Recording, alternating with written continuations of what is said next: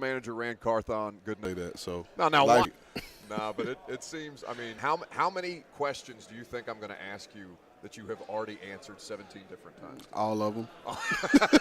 You don't think I got one original question? All of them, because we've spoken before. Saving the good stuff for here. Okay. To be honest with you, is there any difference at all between what you're doing? In my Are you tired of the mics yet? Nah, I'm good. I'll make do. I'll crash at some point. But, no, in my previous role, man, I was an off-the-grid guy. Yeah. You know, I kind of do what I need to do and duck behind, the scenes. Move and in silence. and that's kind of my preferred way. I understand the obligations of doing what I got to do now. And but, no, man, I just, I was just talking to Jim Miller and those guys. And, I just keep saying, man, the parade's over. It's time to do the work, and that's really all I want to do is, be able to lock in and just get the work done. Well, I mean, the amount of support, before we talk about the work that you have in front of you, the amount of support that you seem to have here with guys like John Lynch, who was at the podium when you were wrapping up yours, shouting you out during the middle of your availability, that has to be a cool feeling to kind of see you on the same plane as the people that you used to work with and work for. Yeah, man, it's and, I've been in a bunch of other places. I've always had to be that, having moved around so much in my life. I had to be able to not only create relationships, but, make long-lasting relationships. And that's what this is about. It's crazy to even think about John in that way, but, it's just the relationships and the genuine relationships I've had with people. Titans General Manager Ran Carthon here with us at the Combine on 104.5 The Zone. So now to the task at hand. Obviously, this has been underway since you got the job, and you've been hard at work. But for the process of planning out how this is going to go for you guys as an organization, the goal is to be competitive every year. But obviously, there are certain things that have to fall into place that can put you over the edge, or kind of whether it's an immediate, okay, we look like we're in a good spot heading into this year, or maybe we're a few parts and pieces away. Maybe this is going to take another offseason. What's kind of the cost-benefit analysis that you guys are working through with that right now? Yeah, I mean, again, it's an ever-evolving process of building a roster, right? So you go from 53 guys on it, right? And then you got to go back through that number again. And I keep saying it, and you probably keep hearing me say it about it's a puzzle, right? It's a 1,000-piece puzzle, which when you open the box, what the end result is supposed to look like. Yeah. And when you open it, you just got to put those pieces in place. So it's going to be a ever-evolving process, man. We're going to evaluate everything to find the best practices. I'm lucky. I'm genuinely lucky to come into a situation where Mike is established as the head coach, the vision and what it looks like to play for our organization, put on, I guess for a lack of a better way to put it, to trim the fat. How can we improve these processes? And so I'm lucky to have, the guys that we have in the organization, in the personnel department in particular, to come into a situation and free agency meetings are already set. And so now, because I've done the work prior to coming here, I can just now sit back and listen and hear how our guys see these guys. In college meetings, sit back and allow our opinion. Now I get to hear their opinion.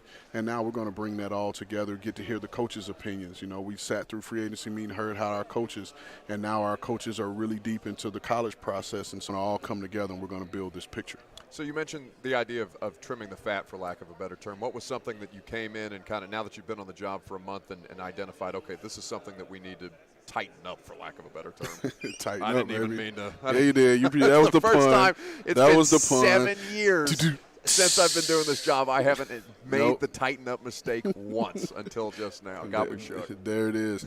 No, I wouldn't say there's any one thing in particular in terms of trimming the fat. But, the one thing, these scouts have done a lot of work, leading up to this process and their piece in, creating like the environment of our meetings, right? The meetings we just had. It was conversation. Brandon Taylor, you're DJing today. And so we put music on as we're watching the tape, as we're talking through these guys to just, foster that environment. The decisions that we have to make, the work that we do, it's tense enough. Let's get it done while having fun.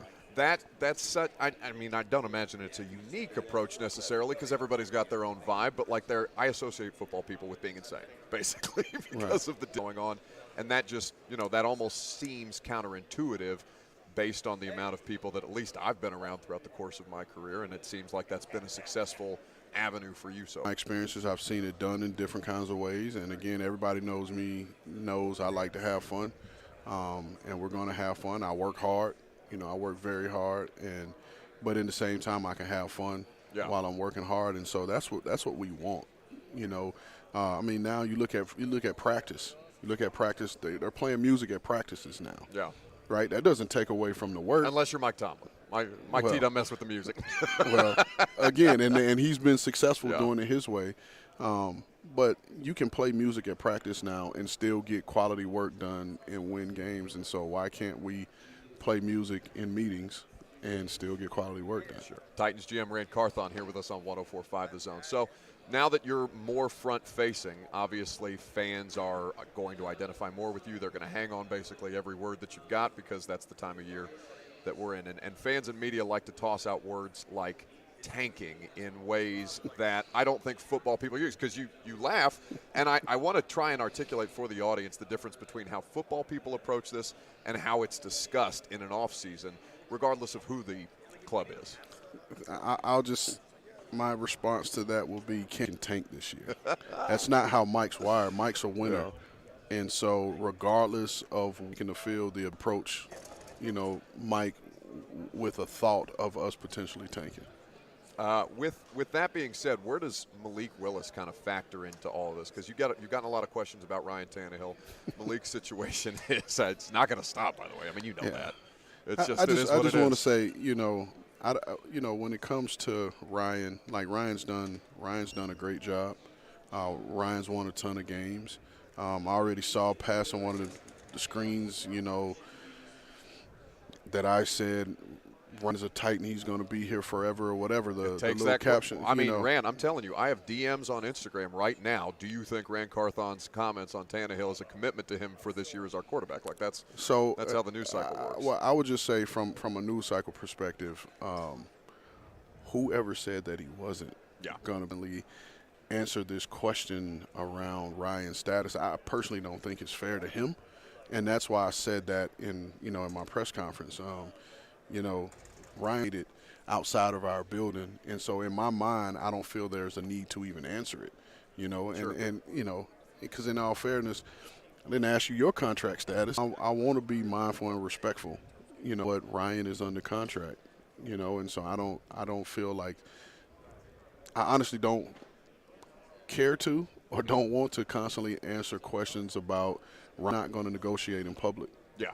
We're not going to do that. We're going to keep family business in the family, and when we're ready to make an announcement, we will. And that's how we're going to be. Titans General Manager Ran Carthon been kind enough to sit down with us here at the Combine. Always a pleasure to catch up. I know it's a part of the obligation, but we do appreciate it. I appreciate you, man. It's fun, always. Ran Carthon there with us on